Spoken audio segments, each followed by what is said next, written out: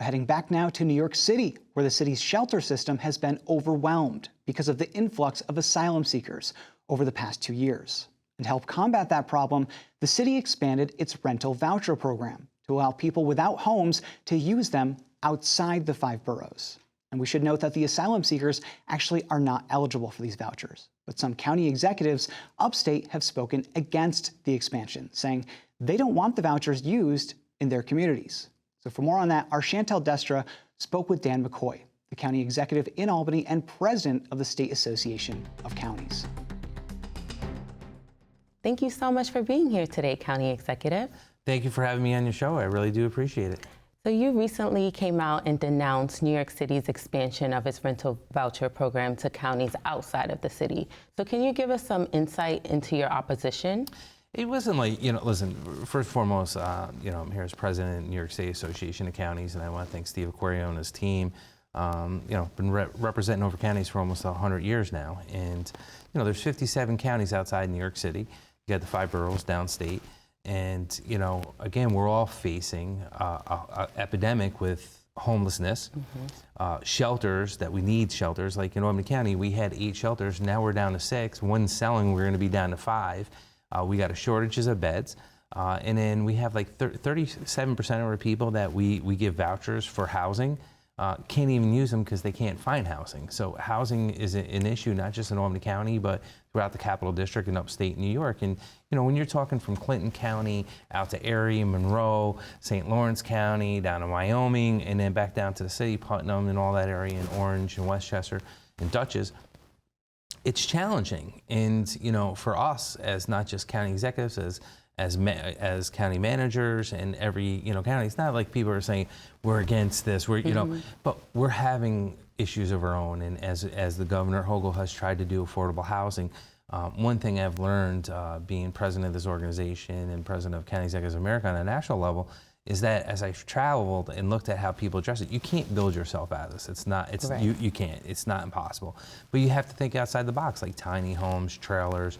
But it's the same issues we're faced with, supply and demand after COVID.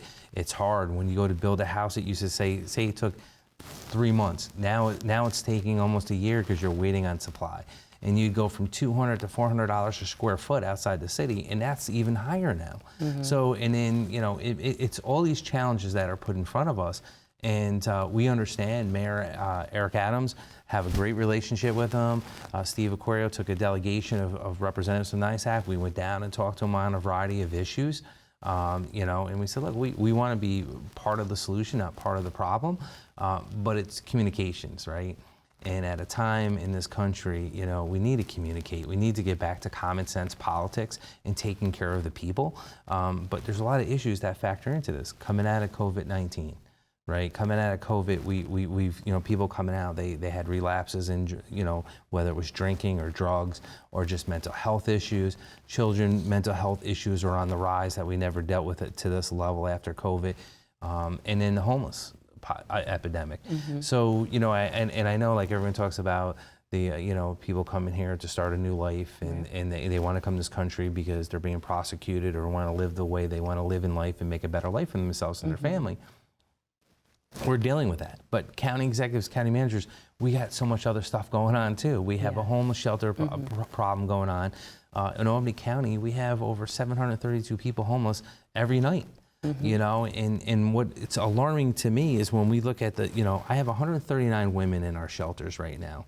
I have 172 kids under the age of 18 that are in our shelters that I'm trying to get permanent housing for. And then, like I said earlier, 37%, I can't even though I give them a voucher, I can't take care of it. So if New York City wants to take this voucher system and saying, hey, go anywhere you want in the state without coordinating with us, kind of what happened with the migrant issue when they just got shipped out overnight in the city into other communities, there has to be a game plan. There has to be a plan of action. And talking to the different counties, because again, in the capital region, you're talking about 1,100 people that are homeless every night between us, Schenectady, Saratoga, Rensselaer, that's Glens Falls and the whole area. That's a lot of people. And again, we have compassion. We want to do what's right, but we have to take care of the people in the community first. And we're dealing with this shortage of housing, shortage of shelters, mental health facilities. you know, and then now, you know, the migrant issue going on. So these are all things that, you know, we need leadership on the federal and state level. We need leadership, and we want to do it. And that was my next question, actually, because no, it's okay. I just moved here from New York City, actually, about 2 months ago, from New York City to Albany County. And one of the things that beautiful struck up here, me, right? yeah, Tell so everyone beautiful. you grew up with, they should move to Albany. So beautiful here. But one of the things that struck me was the similarities between New York City and Albany County as it relates to the homeless crisis and the homeless population. It definitely is a very big problem here, as you underscore. So is there any fear that the expansion of the New York City rental voucher program will sort of, you know, negatively impact the homelessness population here?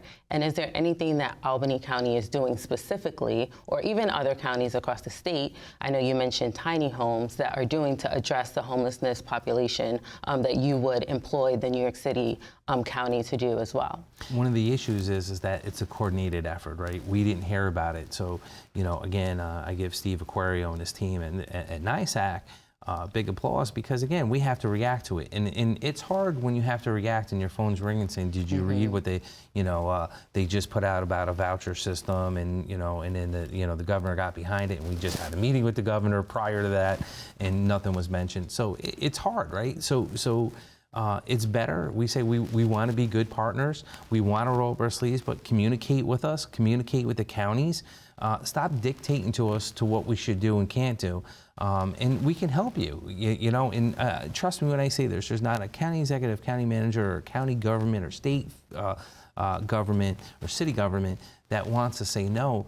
But again, when you're coming out of COVID, you got all these other homeless epidemic crisis going on, drug epidemic, and you're faced with all these challenges, and adding more to the challenges is tough, but hey, we're resilient, and we'll figure it out. But talk to us, bring us to the table, sit down and say, we might not be happy, but it's better for me to control it coming in than just to find out a busload shows up with vouchers for 5 years. And my understanding is it's a 5-year voucher that they're gonna pay for everything. But after 30 days, they become a resident of our county. So then my safety net kicks in, which the previous governor now makes me pay 70% of through DSS.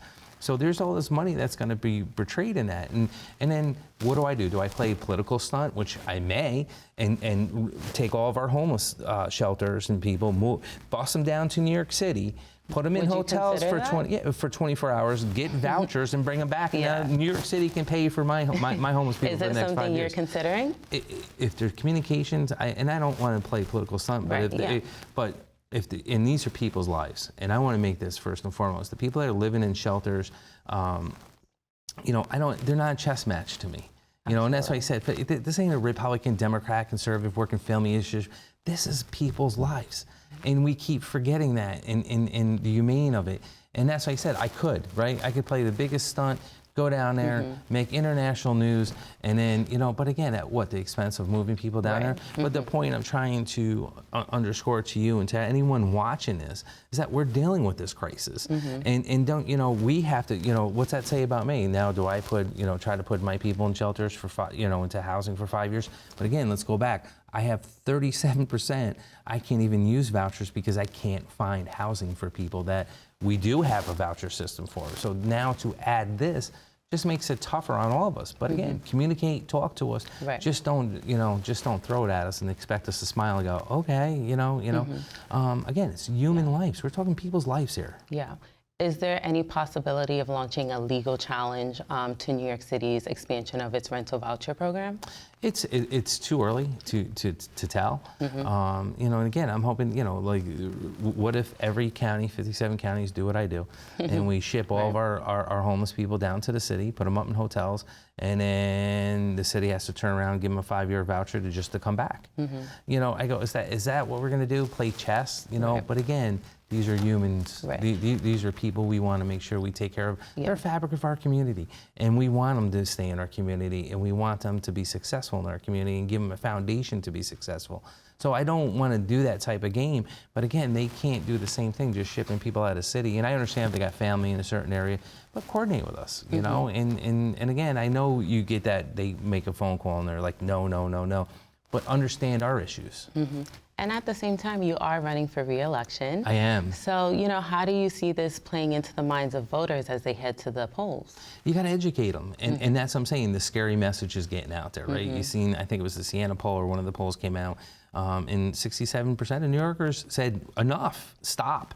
Let's, they're upset because a lot of resources are being allocated to them. And look, I follow what was going on in Chicago in the city council.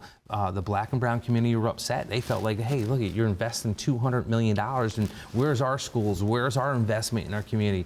That's the balancing act, and people are seeing that. And then I hear, well, they're getting free daycare, they're getting doctors. I can't afford daycare.